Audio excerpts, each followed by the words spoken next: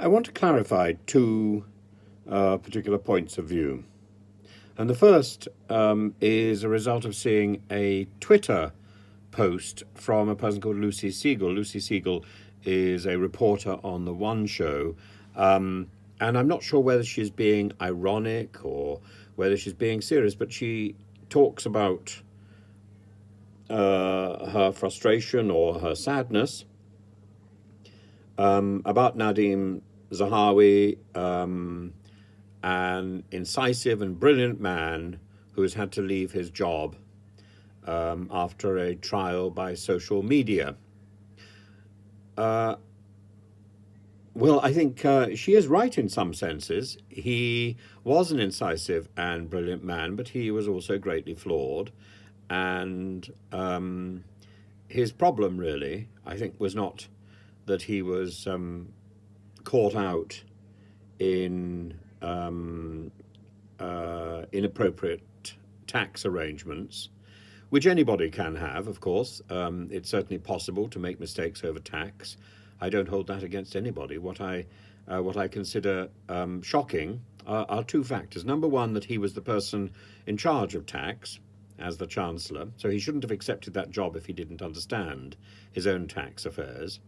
But number two, more importantly, he attacked the press for looking into his affairs. He threatened them with libel, and he said that their headlines were mean. He also quite clearly was lying to the press. Well, you know, of course, not everyone is entitled to all the truth, but I think when you are the Chancellor of the Exchequer, when you have been holding some of the main jobs in the country, it probably is appropriate for you to be reasonably honest. Dan Needle says that a definition of chutzpah is lying to the press, threatening them with legal action and complaining about the headlines, which I think probably is fairly reasonable. That is one point. The other point is about Andrew Bridgen.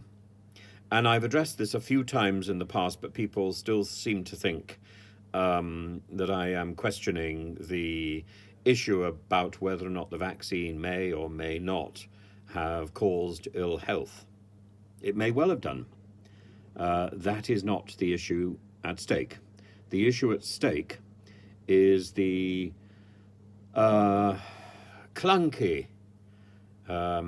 inflammatory language where Bridgen draws a parallel between the people who may have died after taking the vaccine, which may not necessarily be a proven fact, and the many people who died during the Holocaust. The latter, the many people who died during the Holocaust, were exterminated by a ferocious and tyrannical regime, which has been defeated, which was wholly wrong and completely unjustified in its endeavor.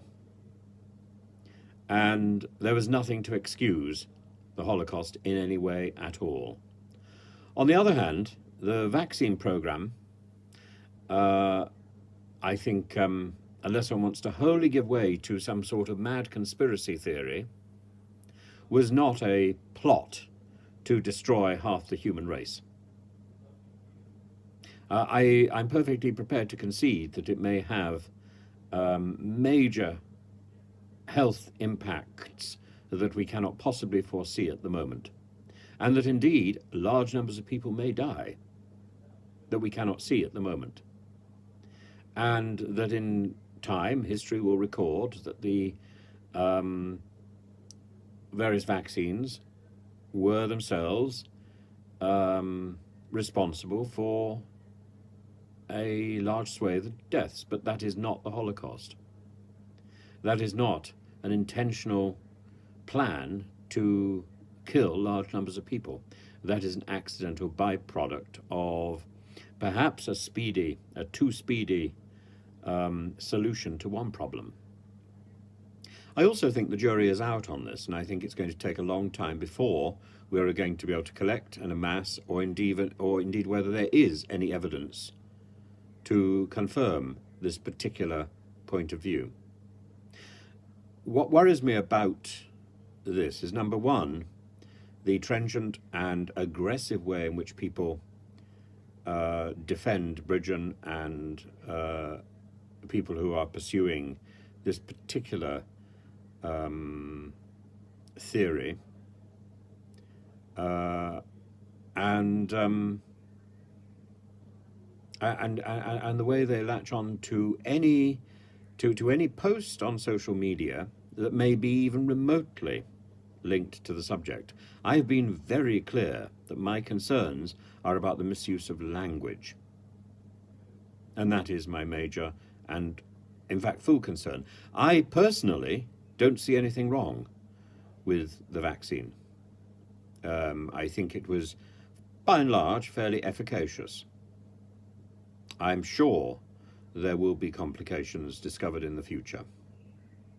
But for the most part, I think it was fairly efficacious, and I think it was devised by people who were committed to the care of others, people who are committed to the Hippocratic Oath, people who are not intent on murder and destruction. And that is what is implicit in the use of the term Holocaust.